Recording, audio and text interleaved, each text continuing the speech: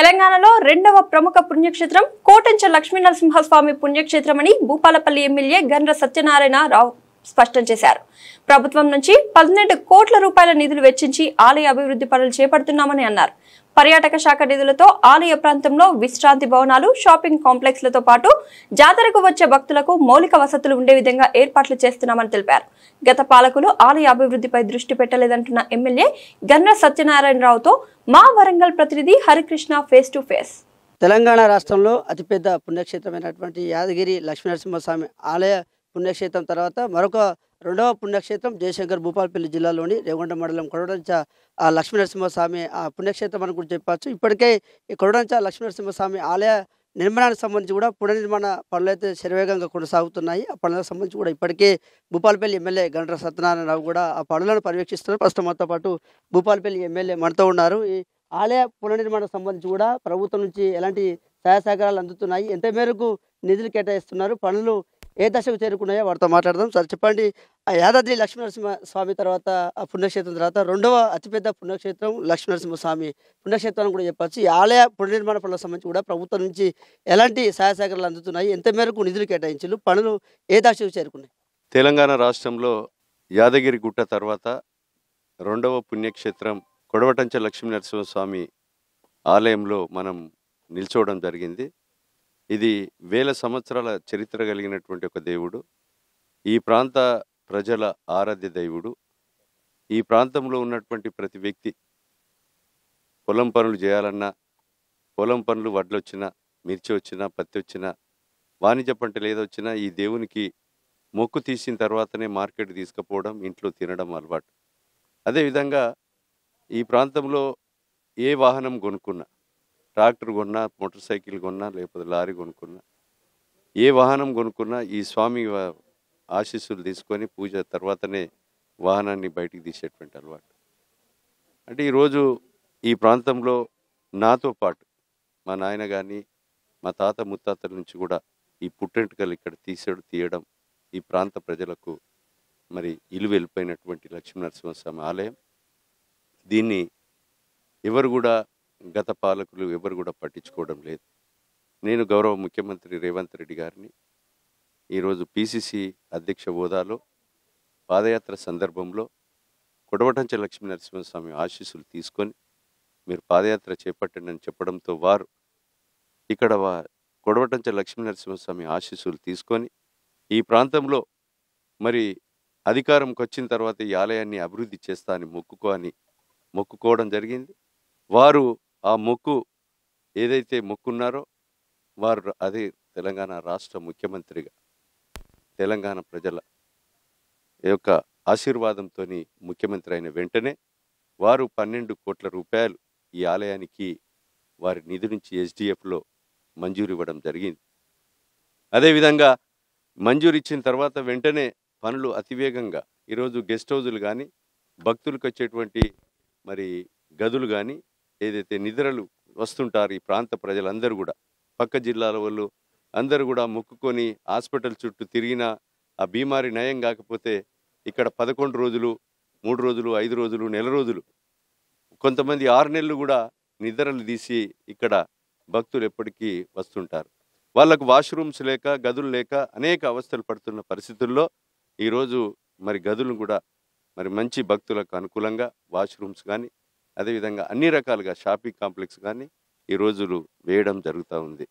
ఈరోజు శరవేగంగా జరుగుతుంది. ప్రతి బోలీ పౌర్ణమికి సుమారు 6 నుంచి 7 లక్షల మంది భక్తులు వస్తుంటారు. 360 రోజులు నిత్యం కూడా షావ తీస్తుంటారు.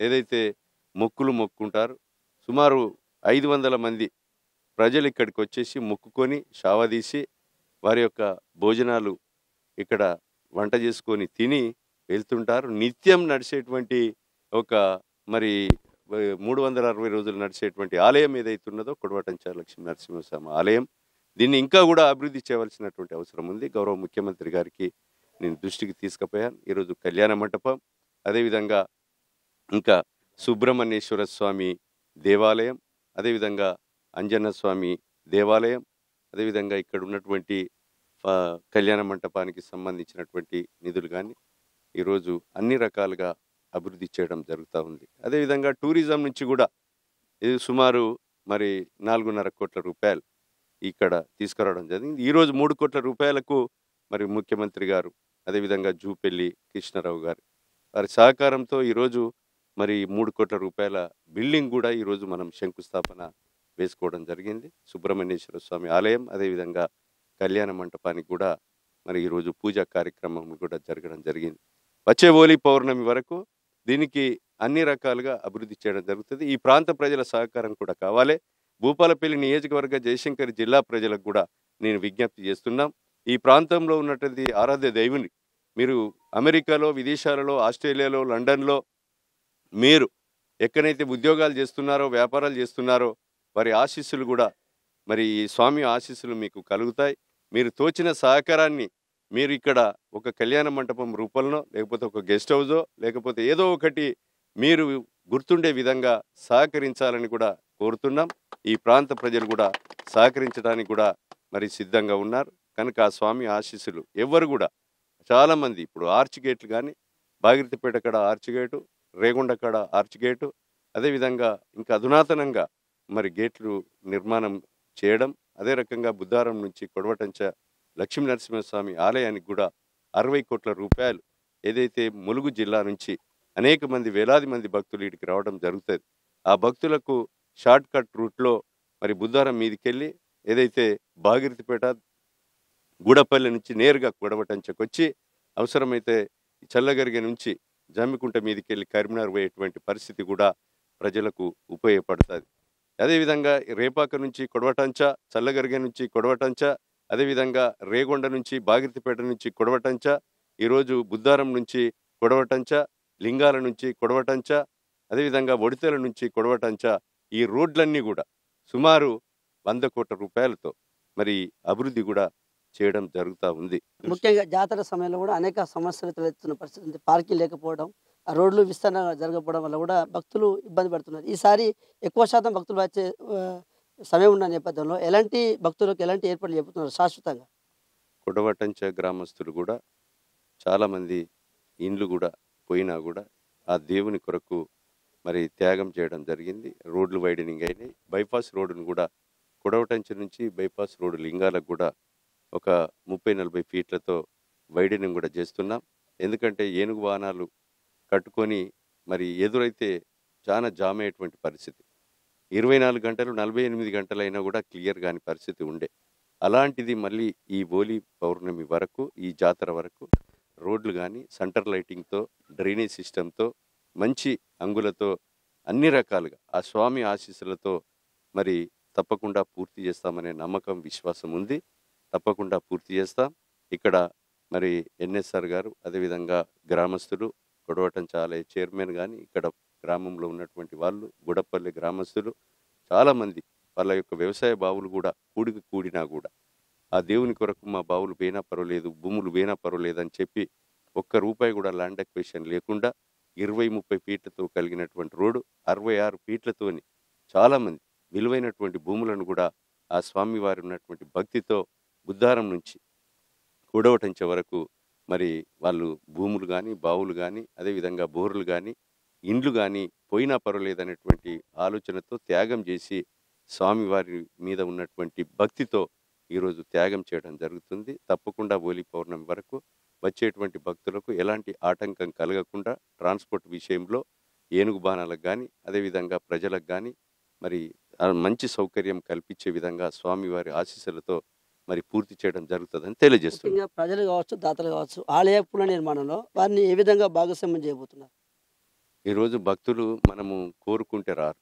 వారికి మనసులో ఉండి, ప్రేమ ఉండి, ఆ స్వామివారి ఆశీస్సులు మాకు కావాలి, ఇంకా అభివృద్ధి చెందాలి అనేటువంటి సేవ చేయాలి, దానం చేయాలి, ఈ ఆలయంలో ఒక గెస్ట్ హౌస్ కట్టాలి, ఒక భవనం కట్టాలి, లేకపోతే ఓ కరకట్ట చేయాలి, లేకపోతే ఇంకోటి స్నానాలకు ఉపయోగపడేటువంటి స్నాన ఘట్టాలు కావాలి అనేటువంటి ఆలోచనతోని భక్తులందరూ ముందుకు రావాలి. వస్తారనేటువంటి పూర్తి విశ్వాసం ఉంది. వస్తారు తప్పకుండా. ఆ స్వామి ఎందుకంటే స్వామి తెచ్చుకుంటాడు, అభివృద్ధి చేసుకుంటాడు. దాన్ని ఆ దృష్టిలో పెట్టుకొని వచ్చే హోలీ పౌర్ణమి వరకు అన్ని రకాలుగా గౌరవ ముఖ్యమంత్రి రేవంత్ రెడ్డి గారిని కూడా హోలీ పౌర్ణమి వరకు ఈ ఆలయం అభివృద్ధి ప్రారంభోత్సవానికి అదేవిధంగా ముఖ్యమంత్రి గారిని కూడా తీసుకొస్తాం, దేవాదాయ శాఖ మంత్రి గారిని తీసుకొస్తాం, ఈ జిల్లా మంత్రులను మరి శ్రీధర్ బాబు గారిని, అదేవిధంగా సీతక్క గారిని, పొంగిరెడ్డి శ్రీనివాసరెడ్డిని, అందరినీ కూడా ఈ రాష్ట్రంలో ఉన్నటువంటి ముఖ్యమైనటువంటి శాఖలో ఉన్నటువంటి ఎండోమెంట్ ప్రిన్సిపల్ సెక్రటరీ, అదేవిధంగా ఎండోమెంట్ కమిషనర్ అందరినీ కూడా తీసుకొచ్చి మరి మంచి బ్రహ్మాండంగా ఇక్కడ పెద్ద ఎత్తున ప్రారంభోత్సవం కూడా చేయడం జరుగుతుందని తెలియజేస్తున్నాం. ఈ కొడవటంచ లక్ష్మీనరసింహస్వామి ఆలయ అభివృద్ధి పనులు త్వరగతిగా కొనసాగుతున్నాయని, వచ్చే జాతర వరకు భక్తులకు అన్ని ఏర్పాట్లతో పాటు అన్ని సౌకర్యాలు కల్పిస్తామంటూ కూడా భూపాలపల్లి ఎమ్మెల్యే గండ్ర సత్యనారాయణరావు అయితే స్పష్టం చేస్తున్న పరిస్థితి కొడవటంచ ఆలయంలో ఉందని చెప్పవచ్చు. Video journalist Sudheer Tarakrishna, S6 news, కొడవటంచ నుండి.